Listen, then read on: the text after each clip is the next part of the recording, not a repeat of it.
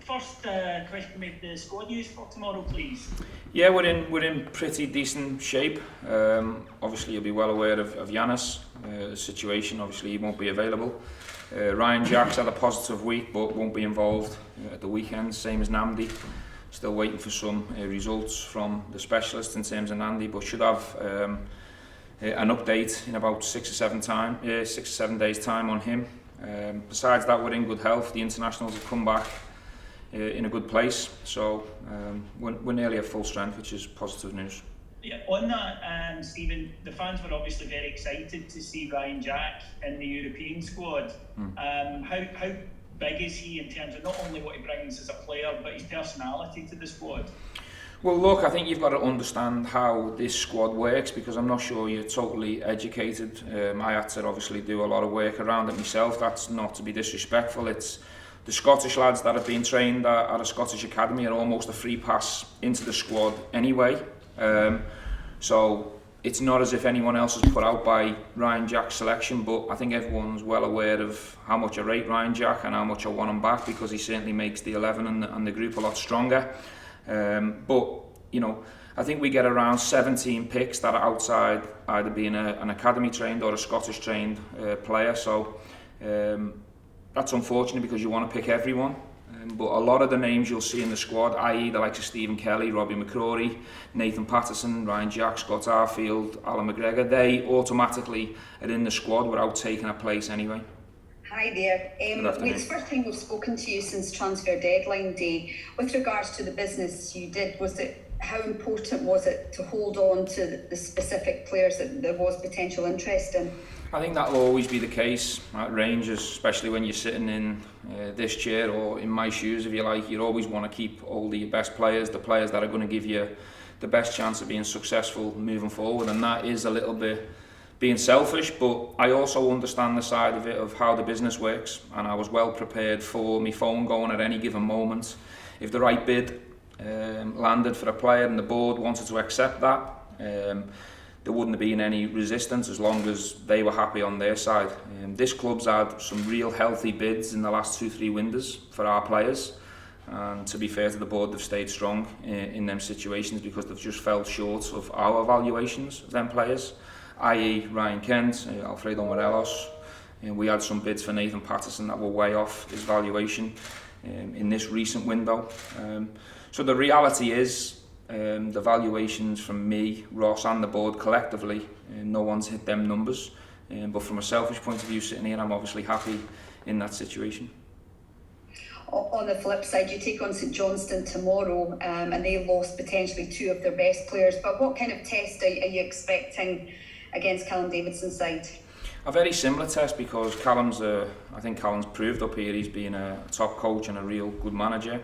He's had instant success, and that's down to how he sets his team up, how organised they are, and what his players give him, which is real honesty, organised. They're prepared to put the bodies on the line for Callum, and within that they've got some talented lads as well who can hurt you, and they try and force mistakes out of you. So without a doubt, going to a place like St Johnstone, us Rangers, which is my main focus, we have to be really at it and at our best to get the 3 points.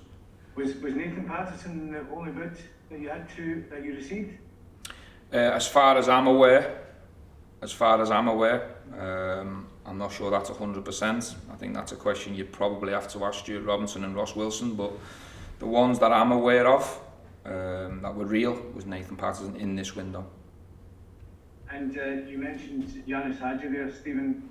When do you expect him to be available? Not sure. Trying to go off what the normal situation normally is, which is 10 days.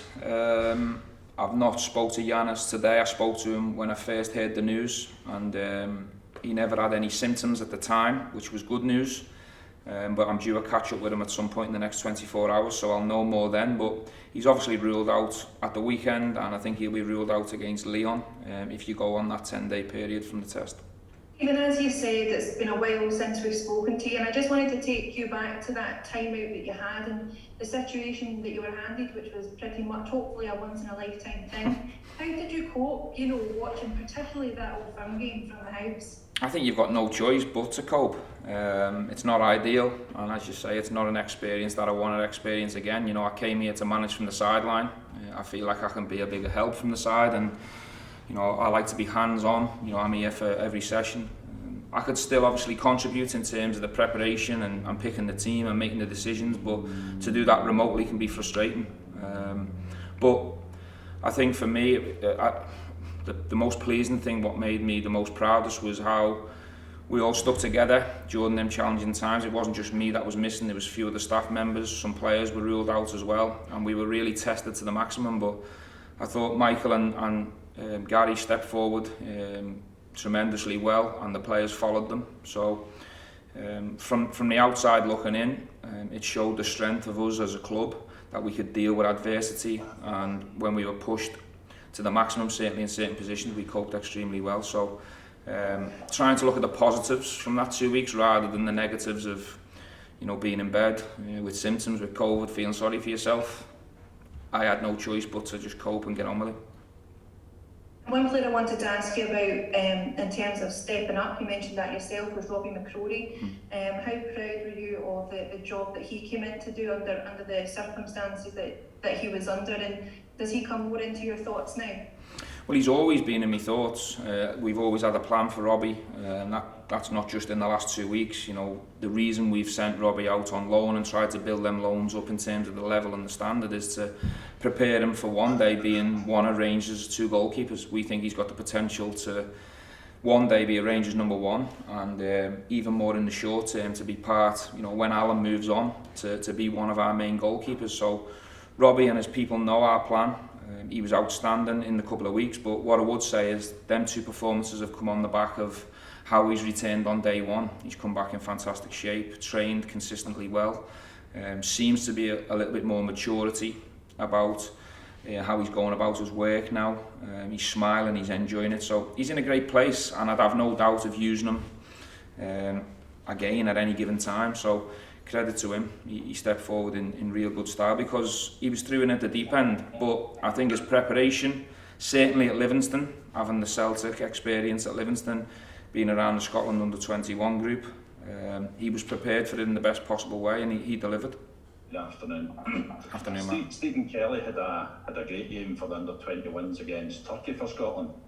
In terms of how things are developing with the B team, and also the other route where you get players get out on loan, have you been able to make any assessment yet about the B team as a route to the first team?